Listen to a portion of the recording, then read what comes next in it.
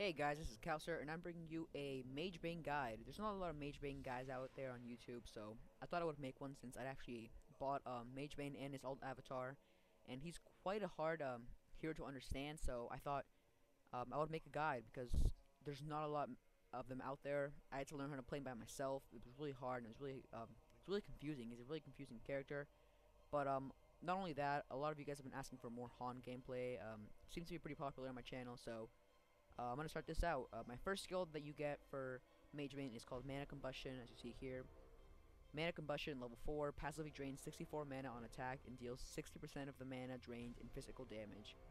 I have Artesia here, and she has a lot of Ring of Sorceries, and as you see here, I will go up and I will attack Artesia, and you see her mana bar is slowly starting to drain, and that is because the skill passively drains 64 mana on attack, and it deals that as a physical damage, and it drains the mana quite fast. She had about 3,000 mana, and I took it in about 5 seconds, so that's a really good skill.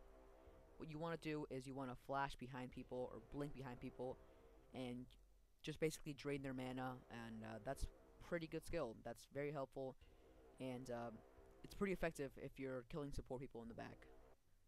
MageBane's next skill is Flash. Flash is target a location, teleport to that position, applies 5 magic armor to nearby allies at the location for 7 seconds. And this is a very good power because MageBane is a auto attack hero. That's his only very damaging skill, except for his ultimate, which we'll get to in a second. But he is 100% based on getting to that target, draining their mana, and basically doing their ultimate.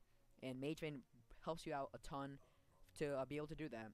Here we have a Cursed. He has 6 Helms of the Black Legions, and what you want to do for starting out is you want to apply Ghost Marchers in case they run away, and blink behind the target. I didn't blink behind him, but obviously a Cursed is going to win this match. You see here, his mana is being drained, and end game, MageBane is a very, very carry hero. Our Cursed mana is basically drained. The only thing he can do now is try and run away, but MageBane has his Ghost Marchers up, he can run and basically just chase a Cursed until he dies, essentially. And that flash is what allows him to chase support heroes, which is what you want to go for, around the map, and sometimes even able to attack them when they're in their base, just get the last hit, which is very, very effective, and I recommend you try it if you know you're going to kill the target. MageBane's next skill is Master of the Mantra, and what this does is it applies a minus 30% cast speed to nearby enemies and deals magic damage equal to 80% of mana used when they cast. And here we have again Artesia.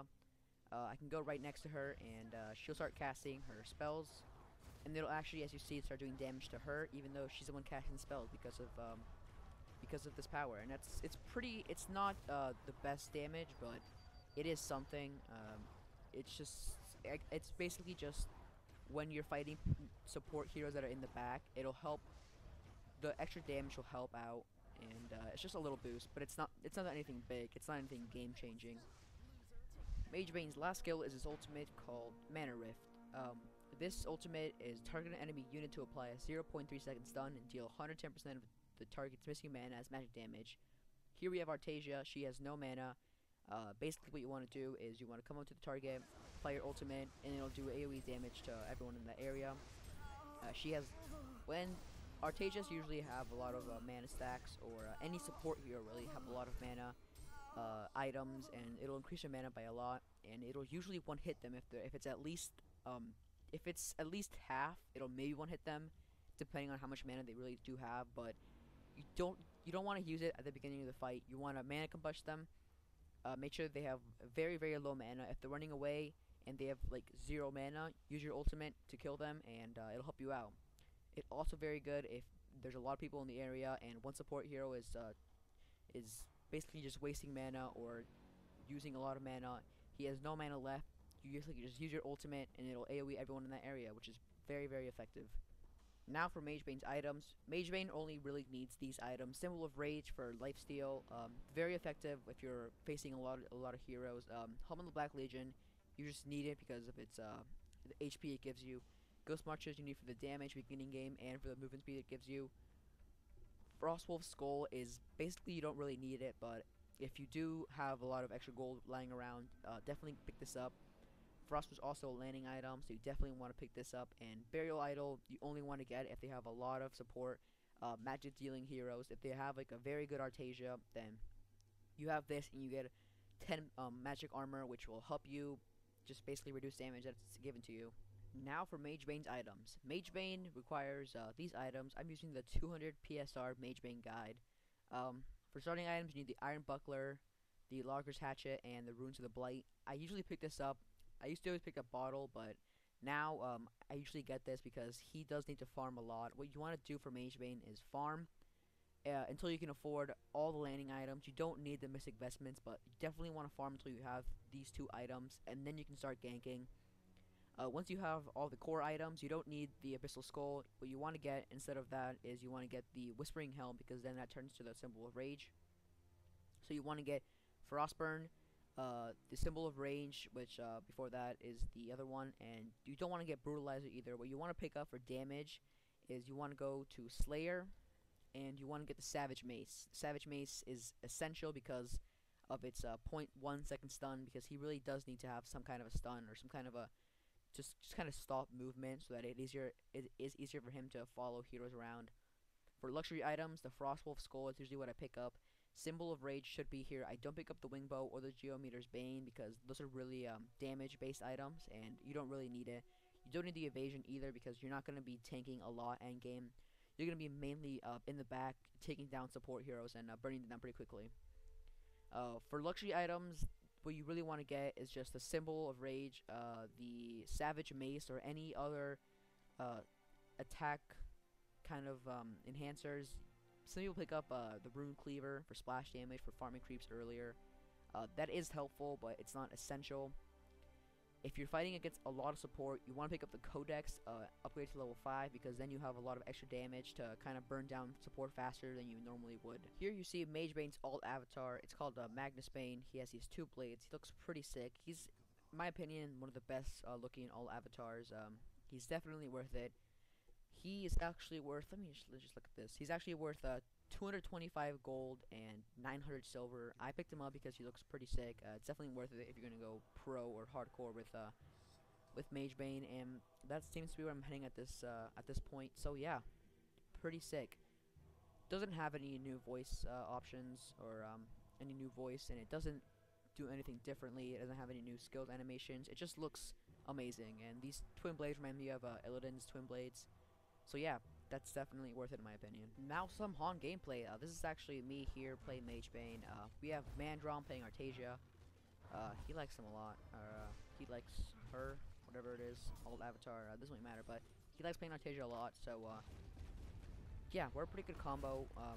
He basically just burns him down, and I come in for like the semi last kill or last hit. If they do manage to get away. So here we're against Devour, which everyone knows is the gayest, lamest hero in the world. Pebbles, who isn't so stupid, and you see me here, try to get away. I just blink and get the last hit. That's mainly what you want to do, not essentially just KS, but if they do manage to get particularly far away where nobody can reach them, you want to just use your Ghost Marchers and blink towards where the enemy is, really. Here, this is pretty old gameplay, so I'm not really used to MageBane yet. You see me have Bottle and Steam Boots, and that was a big mistake at that time. So don't recommend doing that at all. Definitely really do want to stick with what I told you the items to get right now, which would be the Ghost Marchers and not Bottle, but the other stuff from the beginning. Here we see me, MageBane, Artesia, and Engineer trying to take down this Thunderbringer and burning him pretty quickly, but I do believe we actually managed to get the kill. Yeah, Artesia picks up the kill with her little fireball powery thing. I could have, of course, just flashed and managed to get the kill at the last moment if Thunderbringer did manage to get away, but you're not supposed to be very hard carry at this early level. You see here, I'm only level 8, so I'm not meant to pick up the kills. I'm actually making a huge mistake by not farming up top right now, since I don't have my landing items, which is why I don't make that big of an effect on people, on other heroes. But burning down Pebbles' mana really did help out, because he could have just essentially, he could have really just used his Staggle Mites and Chuck and probably taken one of us out. Here we have Pebbles trying to come in again. Me with double damage, just hiding in the corner. Engineer using his stun, and me picking up the kill here because of my insane damage with the thing. Actually, Engineer gets the kill, but still, uh, still helping out. And you see where MageBane really belongs, and that is just very supportive beginning game and end game. Very, very offensive.